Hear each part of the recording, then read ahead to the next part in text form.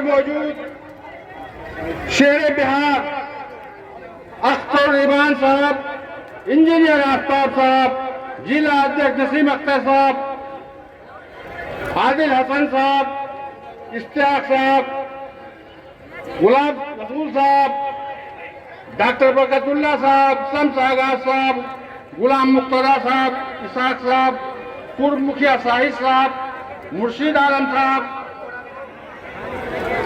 वो दूर दराज से आए हुए मजलिस के दीवानों, आज मैं एक शेर से अपनी बात शुरू करना चाहता हूं कि मैं चला था जानिबे मंजिल मगर मैं चला था। फिक्रमंद रहते हो, हम तुमको सलाम करते हो और यही वजह है कि यहाँ की नदियों का मामला हो, पुलों का मामला हो, सड़कों का मामला हो, जिस रवानी के साथ एमआईएम ने उठाई है, किसी ने उठाई क्या? आजादी के 77-78 साल हो गए ना। ये पुल जो बना था डंगरा में, वो पुल आसाम के लिए बना था।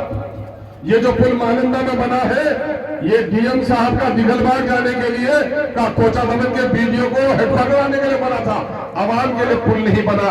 2018 में सीमांचल संघर्ष समिति बनाए, इश्तियाक भाई हमारे हैं, मर गए भाई जनाब असवाल हक साहब। याद होगा भाई तहसील साहब को कि एमआईएम ने सबसे पहले खरखरी घाट पर धरना दिया कि हमारे नदियों पर पुल बनाने का काम करो। है कोई कांग्रेस का नेता, राजद का नेता, बता दो कि तुम्हारे राष्ट्रीय स्तर का, राज्य स्तर का कोई नेता खरखरी घाट में उतरा क्या? रसैली और खाड़ी देखा क्या? बैरिस्टर असदुद्दीन अवैसी साहब जैसा नाजो नाम में पला हुआ वो लीडर जब उसको लाया, खाड़ी और रसैली लाया, ऐसे तूफानी हवा थी कि रेत के गोले में एक दूसरे को नजर नहीं आ रहा था, और फिर उसको उसी खरखरी घाट में उतारा। अल्लाह का शुक्र है, जहां जहां बैरिस्टर असदुद्दीन के कदम में गए, वहां तमाम पर पुल बनने का काम शुरू हो गया है। और क्रेडिट देने के चक्कर कर रहे हो। मानंदा में पुल चीख कर मेरी आवाज सुने हो कि नहीं?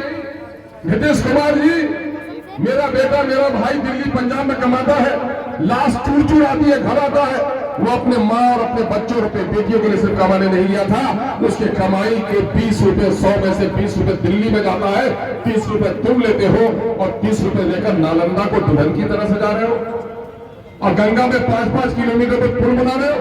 हमारे नालंदा में 50 किलोमीटर में पुल नहीं बनेगा। है कोई गोंगो को मैं आवाज देता हूं, ए गोंगो की आवाज हो, तुमको अगर बोलना नहीं आता है तो लिख कर भी कभी दिए कि कान की घाट पर पुल बनना चाहिए। रमजान मुबारक पर अख्तर ने सर्वे कराया और आज पुल बनकर तैयार हो रहा है, तो मेरे दुश्मनों के सीनों पे साफ लगा। अमोर वैसा के आवाज का मैं शुक्रगुजार हूं कि उन्होंने आंखों में बैठाया। कोचा भवन के लोगों का शुक्रिया अदा करता हूं कि जो आदमी जिला परिषद के इलेक्शन में हार गया था, मैंने कोचा भवन के लोगों से कहा, एक कोचा भवन के लोगों, एमआईएम को आपने बड़ी मोहब्बत से परवान चढ़ाया है, और आज एमआईएम के सबके में एक शख्स खड़ा है। जिस वक्त मुल्क का बंटवारा हुआ था, मुसलमानों की आबादी पश्चिम पाकिस्तान, पूर्व पाकिस्तान में थी, अपने वजूद से ही दो टुकड़ा हो गया था। सीमांचल के मुसलमानों के गले पे माला डालो। मेरे बाप दादा जरा भी करवट बदलते तो भारत भी तो टुकड़ा हो जाता। आसाम जाने का कोई रास्ता नहीं मिलता, करवट बदलते तो हम बांग्लादेश में चले जाते।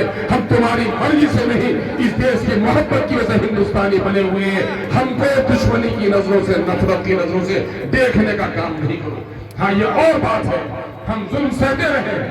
जिसने हमें एक गाल में तमाचा मारा, मैंने दूसरा गाल भी दे दिया, सब कर दिया है।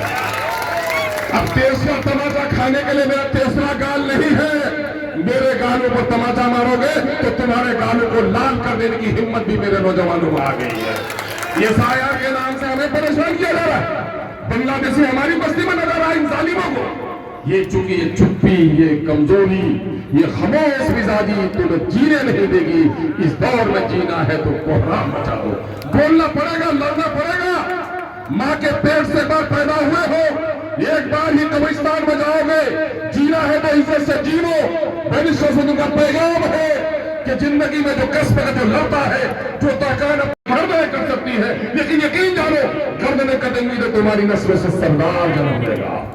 और गर्दन झुकाकर गुलामों की तरफ जीरोगे तो फिर तुम्हारी नस्लों से गुलाम जन्म लेगा।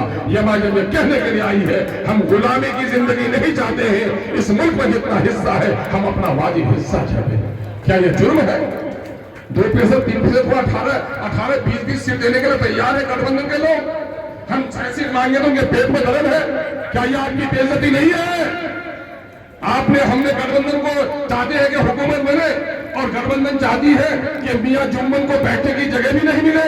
इस गैरत का बदला लेना है कि नहीं? इस दुश्मनी का बदला लेना है कि नहीं लेना है? यकीन जानो फिरका परस्तों से भी लड़ेंगे, मौका परस्तों से भी लड़ेंगे, और मेरे बगैर हुकूमत न बने इतने लोगों को जिताओ ताकि मेरे पुराने हिसाब किताब तय भी किए जाए। हम इस पर जोड़ने के लिए आए हैं। अभी लालू जी के आगे में हम लोगों ने दरखास्त दिया था, मजाक उड़ा रहा था कि इलेक्शन ही नहीं लड़ी।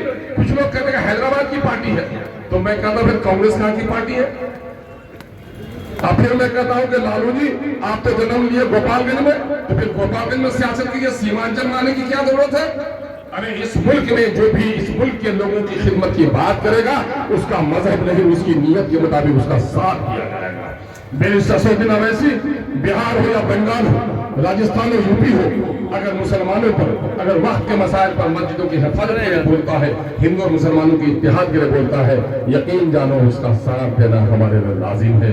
मैं एक बात कह के चला जाऊंगा, बच्चा मामू खालू फूफा अमीर हो उसके मरने से यतीम नहीं होता। बच्चा जब बाप मर जाए तो यतीम हो जाता है। बाप के मरने से जिस तरह बच्चा यतीम होता है, जिस कौम का कोई लीडर नहीं वो कौम भी यतीम हो जाती है। यतीम रहना चाहते हो या अपनी क़यादत को जन्म देना चाहते हो? अपने क़यादत को जन्म देना चाहते हो तो बोलो, सबने दिया है हमको चोट। ये आवाज दुश्मनों के कानों तक जाएगी। जिसने ताला लगाया, जिसने मस्जिद तोड़ी, जिसने बिहार शरीफ में हमारे मदरसे को जलाने पर भी जिसके मुंह में आवाज नहीं आई, सबके लिए है। सबने दिया है हमको चोट, सबने दिया है हमको चोट, सबके दिल में है खोट, सबके दिल में है खोट।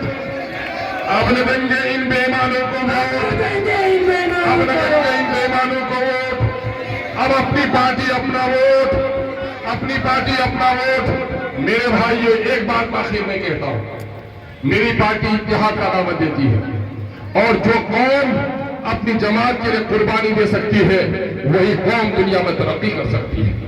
आज बीजेपी के लोगों से सबक लो। जिस इलाके में मुसलमानों की आबादी 70% है, बीजेपी वालों की आबादी 30% है, वहां बीजेपी का 1 से 1.5 उम्मीदवार होता है। मुसलमानों गैरत नहीं आएगी? जहां तुम्हारी आबादी 20% है तुम्हारा 20 उम्मीदवार हो जाता है। अपने समूह के दरार को खत्म करो। आज अगर पार्टी में 5-5, 6-6 उम्मीदवार हमारे हैं, पार्टी में फिर रहे हैं, इनको अल्लाह ने अकल दी है कि नहीं दी है? अकल दी है। ये तो जान रहे हैं ना कि 5 में से किसी एक को टिकट मिलना है। तो यकीन जानिए मेरे नेता लोग जितने पार्टी के उम्मीदवार हैं, आप सुन लीजिए, बैरिस्टर असदुद्दीन अवैसी का पैगाम है कि हमारा 1 नहीं, 2 नहीं, 10 उम्मीदवार हो सकता है। पार्टी सर्वे कराएगी, पार्टी के हक में जो अच्छा लगेगा पार्टी फैसला करेगी। और हीर क्या है, बाकल क्या है? हीर और बाकल समझते हैं ना, ऊपर की कच्ची लकड़ी और पक्की लकड़ी। तो जो एमआईएम का खास होगा, एमआईएम के टिकट पर लड़ेगा नहीं, बल्कि जिसको टिकट दिया जाएगा उसका साथ देगा। और जो नकली उम्मीदवार है वो कहेगा कि इमाम हमको नहीं बनाए तो हम नमाज भी नहीं पढ़ेंगे। ऐसे लोगों की मस्जिद में जरूरत भी नहीं है। इसलिए कान खोलकर सुन लीजिए, 5-7 उम्मीदवार हो सकते हैं, टिकट एक को दिया जाएगा, और जिसको टिकट नहीं मिलेगा वो पार्टी का अगर शायदाई बन के रहेगा तो कल से जाकर आप काम कीजिए। वरना दिल में ये फतूर है कि नहीं मुझको टिकट नहीं मिलेगा तो हम नहीं है, तो खुदा के रास्ते अपने घरों में आराम कीजिए, पार्टी को परेशान मत कीजिए। मैं अख्तर ईमान ऐलान करता हूं कि बैरिस्टर असदुद्दीन अवैसी कहे कि अख्तर ईमान तुमको अमोर बैसा से कोजा भवन से उम्मीदवार नहीं बनना है। जो उम्मीदवार होगा उसकी जूतियां सीधी करना है। खुदा की कसम इस गरीब मिल्लत की क़यादत के लिए अख्तर ईमान को काम करने के लिए तैयार है। ये जज्बा अगर है तो ये आगे बढ़ेगा। आपने जलसे को बहुत कामयाब किया है। हम एक बार फिर शुक्रिया अदा करते हैं, बाहर के मेहमान का भी शुक्रिया अदा करते हैं, और आपके और जनाबे भाई जो जिन्हें महाराष्ट्र का शेर कहा जाता है, वारिस पठान साहब के बीच में कोई पर्दा हायल नहीं करना चाहते हैं। अगर नादिम साहब मुझे इजाजत दे तो मैं ही बुला दूं कि रुस्तुम का बदन जेरे कफन कांप रहा है, रुस्तुम का बदन जेरे कफन कांप रहा है, अल्लाह ने किस शेर की आमद है कि रन कांप रहा है। जनाब भाई वारिस अली पठान। अस्सलाम वालेकुम रहमतुल्लाहि व बरकातहू। नमस्कार, आदाब। आज का ये जलसा मिलन समारोह कार्यक्रम के नाम से मुनक्किद किया गया है। मंच पे उपस्थित मजलिस इत्तेहाद मुस्लिमीन के बिहार के सदर जाबाज शेर सीमांचल, मजलूमों की बुलंद आवाज, एमएलए हमारे बड़े भाई अख्तर ईमान साहब, मंच पर मौजूद मजलिस इत्तेहाद मुस्लिमीन के युवा नेता, लाखों करोड़ों नौजवान दिलों की धड़कन, मेरे को spokesperson advocate Adil Hasan साहब, नेशनल प्रवक्ता है, इंजीनियर आफ्ताब अहमद साहब, तौसीफ आलम साहब, इश्तियाक साहब, शाहिद साहब, मुफ्ती अतर साहब, अब्दुल्ला साहब, मुर्शिद भाई, गुलाम सरवर और तमाम मजलिस इत्तेहाद मुस्लिमीन के जिम्मेदारान, यहाँ पर मौजूद मेरे दोस्त, मेरे बुजुर्ग, मेरे भाइयों और मेरी बहनें, पीछे को बोलो। आज एक चीज तो साबित हो गई और मैं यकीन मानो यकीन के साथ कह सकता हूँ कि जो सरों का समंदर यहाँ मौजूद है, जो हजारों की तादाद में लोग आज यहाँ पर आए हैं, मजलिस को ज्वाइन किया है, इस बात की गवाही है कि अब सीमांचल में बहुत बड़ा तूफान आने वाला है, पतंग का। ये तूफान पतंग का आ रहा है और पेट में डायरिया और दर्द होने वाला है राजड़ और तमाम मुख्तलिफ पार्टियों को। आपने साबित कर दिया, एक बिहारी आज देख लिया, एक बिहारी वाकई में अख्तर भाई 100 पे नहीं बढ़ा दो, 100 और 200 पे भारी पड़ रहा है। आज आप तमाम जानते हैं कि बिहार में आपके यहाँ सीमांचल में भी चुनाव आने वाला है, अनकरीब है। एक तो चुनाव होंगे, जिस तरह मुख्तलिफ सियासत पार्टियां यहाँ चुनाव लड़ेगी, अपने अपने उम्मीदवारों को उतारेगी, इसी तरह मजलिस इत्तेहाद मुस्लिमीन भी अपने उम्मीदवारों को सीमांचल से बिहार से उतारेगी और चुनाव के अंदर हिस्सा लिया जाएगा। और मुझे यकीन है कि इस मर्तबा इंशाअल्लाह पहले से भी ज्यादा तादाद में हमारे उम्मीदवार जीत के अंदर जाएंगे। चुनाव है, हर बार जो ये लोग बोलते हैं क्या आए हमारा वोट कट गया, हमारे लोग भाग गए, हमारी चॉकलेट छीन गई, एमएलए की तरफ से उनको पैगाम दिया। अख्तर साहब ने लेटर लिखा, आइए साथ में कांधे से कांधा मिलाकर लड़ेंगे, कितना पड़ा इसका? बीजेपी एनडीए को हराएंगे, डेढ़ आइए साथ में, पूरा सेट ताकि सेक्युलर वोटों का विभाजन ना हो, मिलकर लड़ेंगे, मगर इनके कानों में जू नहीं मिलेंगी। एक दो तीन जगह इन्होंने बोल दिया कि हमको तो बोला ही नहीं गया, जब सवाल किए गए तो इनकी हालत टाइट, जवाब नहीं दे सके कि क्या करना है।